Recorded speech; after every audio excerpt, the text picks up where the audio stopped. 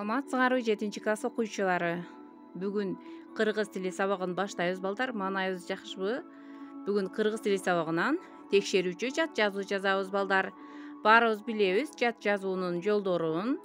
Бүгүнкү максатыбыз жат жазууну жаза алабыз, текстти жазып жатып мазмунун түшүнө алабыз, интонациялык, стилистикалык жактан туура жазууга калыптанып, сүйлөмдөрдү, сөздөрдү орфографиялык жактан жазууга тарбияланабыз балдар.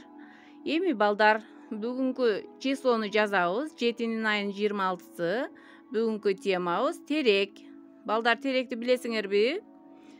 Үйүңөрдө, айлаңарда теректер бара, туурабы? Демек, ошол жөнүндө текст жазабыз. Анда эмесе текстти абзац менен баштайбыз. Кыргызстанда теректин бир нече түрлөрү бар. Теректер жер тандабай бутактуу шагын асманга көкөлөтүп тез өсөт. Шаар кыштактардын көркү болуп токойду пайда кылышат.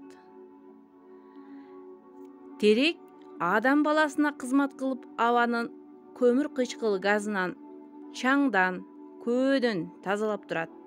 Абаны тазалоо боюнча бир терек 3 липанын, 4 кызыл карагайдын ишин аткара алат.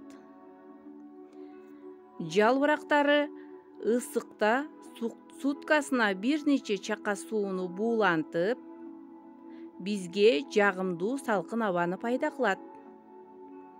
Теректин жалбырактары адамдын ден соолугуна пайдалуу заттарды бөлүп чыгарат. Абага жыттуу эфир майын таратат. Март айында эле теректер адам баласына кызмат кыла башташат. Алар абдан зыяндуу заттарды сиңирип алышат. Кычкылтекти бөлүп чыгарышат. Теректер зыяндуу вирустар менен оору козгоочу бактерияларды өлтүрөт. Терекке токой өстүрүүчүлөр жогору баа беришет. Демек, теректер биздин чыныгы досторубуз.